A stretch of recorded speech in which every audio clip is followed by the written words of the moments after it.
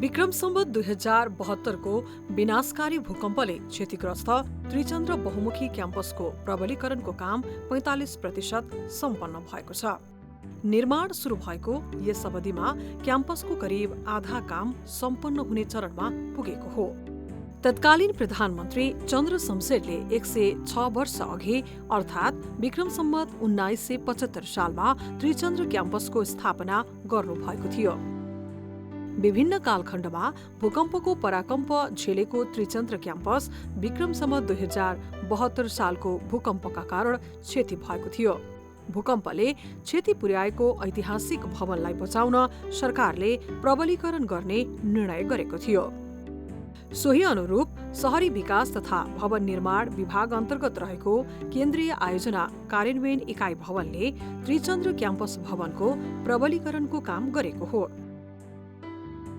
झण्डै अस्तित्व नै लोभ हुने अवस्था सृजना भएपछि आयोजनाले परामर्शदाता मार्फत भवनको विस्तृत अध्ययन मार्फत प्रबलीकरण गर्ने निर्णय गरेको थियो। 1 शताब्दी लामो इतिहास बोकेको भवनको पहिचान बचाउन पुरानै निर्माण सामग्री र पुरानै शैलीमा हाल प्रबलीकरण भइरहेको छ। अब गुणस्तर कायम गर्ने सवालमा हाम्रो अब परामर्शदाता पनि हुन्छ र बारम्बार चाहिँ हामीले त्यसलाई चाहिँ प्रयोगशाला परीक्षणहरू गर्ने चाहिँ हाम्रो निर्माण कार्य भइरहेको समयमा 10 to 5 नै चाहिँ हाम्रो इन्जिनियरहरू त्यहाँ बस्नु भएको छ, साइट सुपरभाइजरहरू बस्नु भएको छ र आवश्यकता बमोजिम सम्पूर्ण निर्माण सामग्रीहरूको हामी ल्याबमा पठाएर परीक्षण गर्छौँ र निर्माण व्यवसायलाई पनि समयमै सक्न उहाँहरूलाई चाहिँ हामीले अलिकति चाहिँ फेसिलिटेसन गर्ने चाहिँ केही कन्फ्युजन छ भने बसेर आपसी सहमतिमा टुङ्ग्याउने र चाहिँ बिओक्यू स्पेसिफिकेसन ड्रइङमा जे छ त्यो कुराहरू अनुसार निर्देशन दिने र चाहिँ त्यो काम भइरहेको छ र उहाँहरूले चाहिँ सक्नेतर्फ अझै काम अलिक द्रुत गतिमै बढाइरहनु भएको अवस्था छ। त्रिचन्द्र कलेज एउटा ऐतिहासिक पुरातात्विक एउटा शैक्षिक भवन चाहिँ पनि हो यो र त्यसले गर्दाखेरि यो एउटा शैक्षिक संस्थाको एउटा आफ्नै ऐतिहासिक महत्त्व बोकेको र चाहिँ एउटा पुरातात्विक शैलीमा चाहिँ भएको भवन भएको हुनाले हामीले यसलाई पुरातात्विक नर्म्सहरू फलो गरेर चाहिँ पुरानै शैलीमा र एकदम चाहिँ स्ट्रक्चरल स्ट्रेन्थिङ राम्रो हुने गरी एकदम मजबुतीका साथ पुनर्निर्माण गरिरहेका छौँ र प्रबलीकरण गरिरहेका छौँ र यो समयमै सकिन्छ भन्ने हामीले आश लिएका छौँ। केन्द्रीय आयोजना कार्यान्वयन इकाइ भवन र निर्माणको जिम्मेवारी पाएको न्यू टेक्निकल इन्फ्रा प्रालिबीच 2079 मङ्सिर 16 गते 2081 पुस 1 गते भित्र सम्पन्न गर्ने गरी भ्याट सहित करिब 41 करोडमा ठेक्का सम्झौता भएको थियो।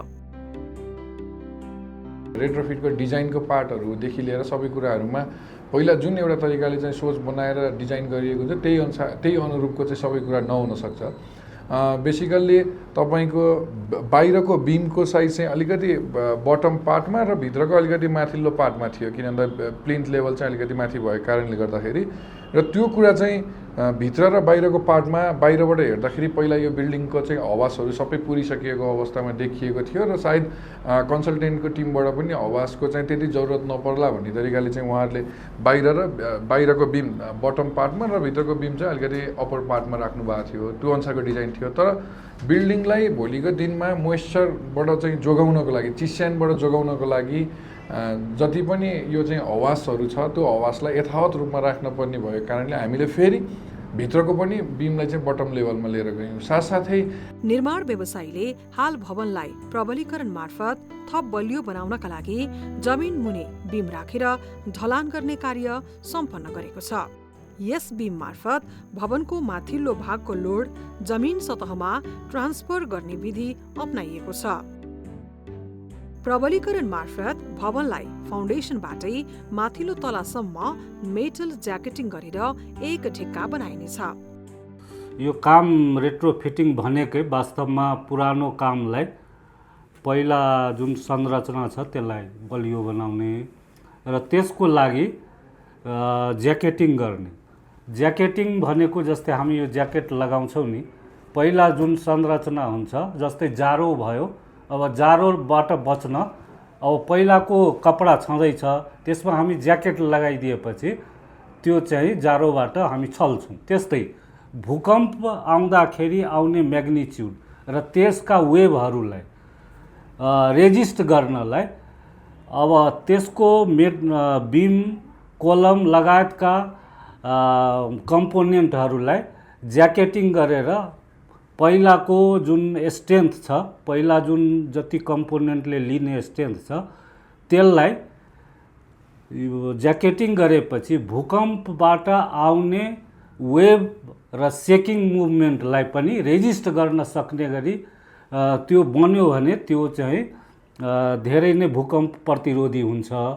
त्यस्तै हिसाबले यो त्रिचन्द्र कलेजको जुन पहिला वालहरू थिए या कोलमहरू थिए, अब त्यस्ता वाल कोलमहरूमा डिजाइन गरेर त्यसको कति पहिला स्ट्रेन्थ कति लिन सक्थ्यो र हामीले इन्टेन्डेड स्ट्रेन्थ कति हो, यी सहितको ल्याब टेस्ट लगायतका कामहरू गरेर अनि त्यो अनुसारको भूकम्पले आउने वेभलाई थेक्न सक्ने गरी हामीले यो डिजाइन गरेका छौँ र त्यही अनुसार काम चाहिँ हामीले अगाडि बढाएका छौँ।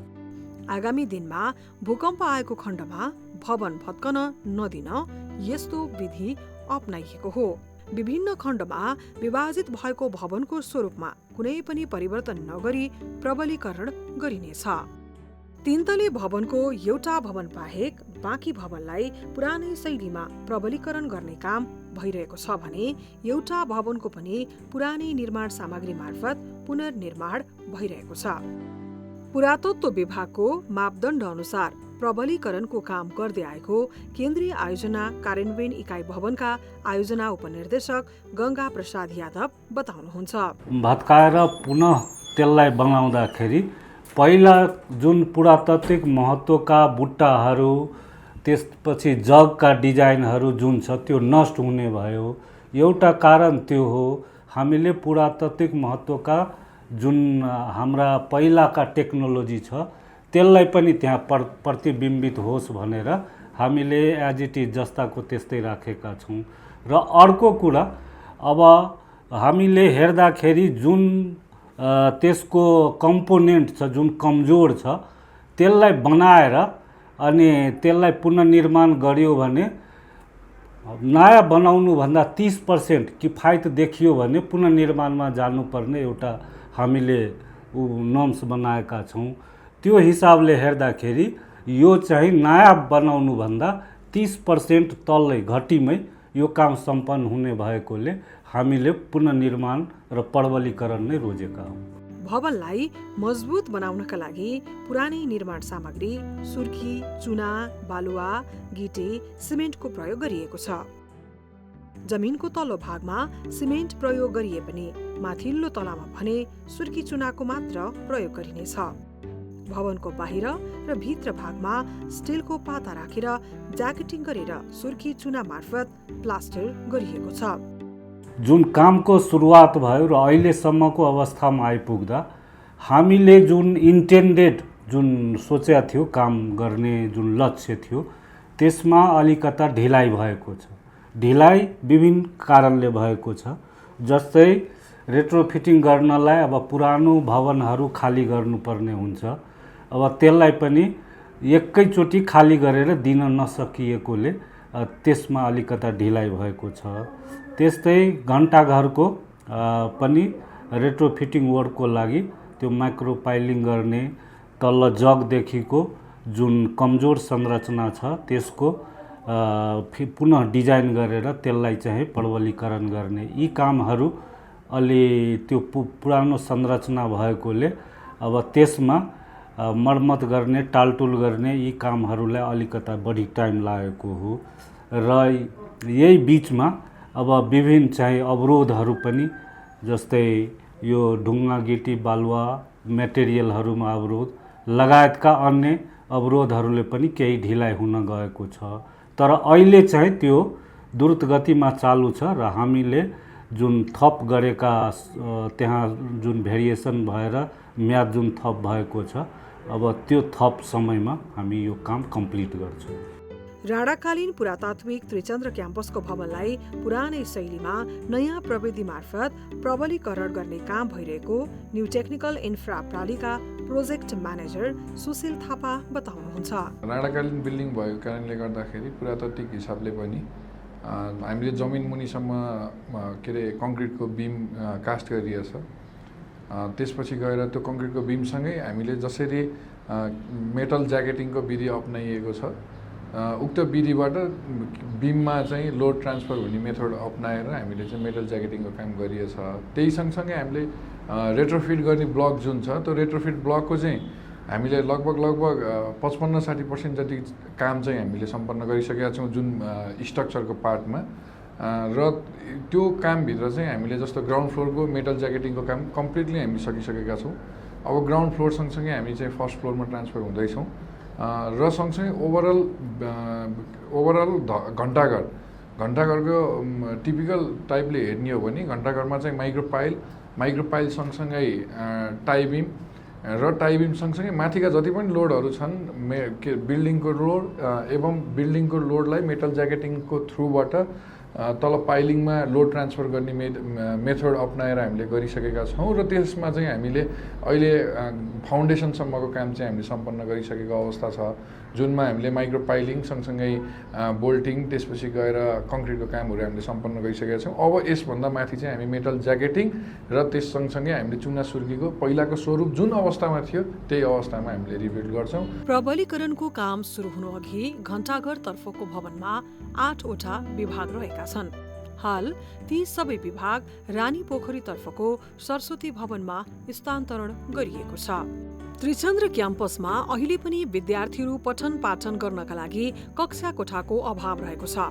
क्याम्पस प्रशासनले प्रबलीकरण भइरहेको भवनलाई तोकिएको समय सीमाभित्र सम्पन्न गर्न आयोजनालाई आग्रह गर्दै आइरहेको छ। तत्कालीन राजा महेन्द्र वीरविक्रम शाह, पूर्व प्रधानमन्त्रीहरू कीर्तिनिधि विष्ट, गिरिजा प्रसाद कोइराला, झलनाथ खनाल, शेरबहादुर देउबा यही क्याम्पसबाट दीक्षित हुनुभएको थियो। कुनै बेला राजधानी काठमाडौँको सान बोकेको घण्टाघरको पनि प्रबलीकरणको काम एकसाथ सुरु भएको छ। निर्माण व्यवसायीले घण्टाघरलाई थप बलियो बनाउनका लागि फाउन्डेसनमा माइक्रो पाइलिङ गर्ने कार्य सम्पन्न भएको छ। घण्टाघरको चाहिँ जुन डिजाइन थियो पहिलाको, त्यो डिजाइन अनुसार स्टेप फाउन्डेसनको चाहिँ नोमिनल 1-2 स्टेपमा मात्रै फाउन्डेसन होला भन्ने तरिकाको थियो। र त्यसलाई चाहिँ डिटेलमा स्टडी गर्दै जाँदाखेरि त्यसको चाहिँ फाउन्डेसन धेरै फरक प्रकृतिको पाइयो। र सोही प्रकृतिको अनुसार हामीले चाहिँ कन्सल्टेन्ट, क्लाइन्ट र हाम्रो पनि टिम चाहिँ सँगसँगै बसेर हामीले त्यसको चाहिँ रिडिजाइन निकालिसकेपछि हामीले काम गऱ्यौँ। र साथसाथै यो चाहिँ केही थप कामहरू पनि यसमा इन्ट्रोड्युस भएको छ। र त्यो कारणले गर्दाखेरि हामीले जति पनि कामहरू चाहिँ समयभित्र सक्नुपर्ने कामहरू थियो र अलिकति हामी पछि परे जस्तो देखिए तापनि टाइम क्यालकुलेसन अनुसार, जस्तो टाइम क्यालकुलेसन अनुसार तपाईँको 13-14 महिना बितिसक्यो, तर चाहिँ प्रोग्रेस चाहिँ 48% भन्ने तापनि जुन स्ट्रक्चरको काम छ, जुन स्ट्रक्चरको पार्टमा जुन रेट्रोफिटको गर्दाखेरि टाइम लाग्ने पार्ट छ, त्यो कामलाई चाहिँ हामीले माथि उठाइसकेका छौँ, ग्राउन्ड फ्लोर कम्प्लिट गरिसकेका छौँ। अब चाहिँ टाइम लाग्दैन। र साथसाथै के छ भन्दाखेरि थपिएको कामहरूलाई पनि हामीले एक्सपर्टाइज गर्दै जति सक्दो छिटो सम्पन्न गर्ने र आफ्नो टाइम फ्रेमभित्र सम्पन्न गर्ने तरिकाले हामी लागिरहेका छौँ। अब घण्टाघरलाई मेटल ज्याकेटिङ मार्फत प्रबलीकरण गरिनेछ। यसलाई पनि पुरानै निर्माण सामग्रीको प्रयोग गरिने गरी काम अघि बढेको छ। राणाकालमा तत्कालीन प्रधानमन्त्री वीर शमशेरले विक्रम सम्वत 1901 देखि 1957 को कार्यकालमा घण्टाघर निर्माण गर्नुभएको थियो। लन्डनको बिग वेन शैलीमा यसलाई निर्माण गरिएको हो। यसको घण्टीले 1951 सालदेखि समयको सूचना दिन सुरु गरेको इतिहास रहेको छ। त्यसबेला काठमाडौँवासीले यही घडीलाई आधार बनाएर आफ्नो दैनिक क्रियाकलाप सुरु गर्ने गरेका थिए। युरोपेली शैलीमा टावर निर्माण गरेर वीर शमशेरले घण्टाघरमा बेलायतबाट मगाएको घडी जडान गर्नुभएको थियो। 1990 को महाभूकम्पले पुरानो घण्टाघर भत्किएपछि जुद्ध शमशेरले त्यही स्थानमा घण्टाघर निर्माण गर्नुभएको थियो। 1990 को भूकम्पपछि धेरै भूकम्पको पराकम्प थामेको यस घण्टाघर 2072 सालको भूकम्पका कारण क्षति हुन पुगेको थियो। ऐतिहासिक सम्पदा बचाउनका लागि आयोजनाले प्रबलीकरण गर्ने निर्णय गरेको थियो। घण्टाघरमा जडान गरिएको घडीमा 3 सुई रहेका छन्, जसलाई घुमाउन क्रमशः 390 किलो, 270 किलो र 90 किलोको फलामका डल्ला रहेका छन्। यसले क्रमशः सेकेन्ड, घण्टा र मिनेटलाई घुमाउने गर्दछ। हाल घडीमा दम दिने प्राविधिकको अभावमा घण्टाघरमा राखिएको घडी बन्द रहेको छ। यस घडीलाई बाहिर आवरण जस्ताको तस्तै राखेर नयाँ प्रविधि मार्फत सञ्चालन गर्ने योजना रहेको छ। 126 वर्ष पुरानो यस पुरातात्विक संरचनालाई युनेस्कोले पुरातात्विक सम्पदाको रूपमा राखेको छ। नयाँ प्रविधिबाट भन्दा पनि परम्परागत ढङ्गबाटै घण्टाघरको घडी सञ्चालन गर्नुपर्ने विषयमा सरकारवाला निकायले ध्यान दिन आवश्यक छ।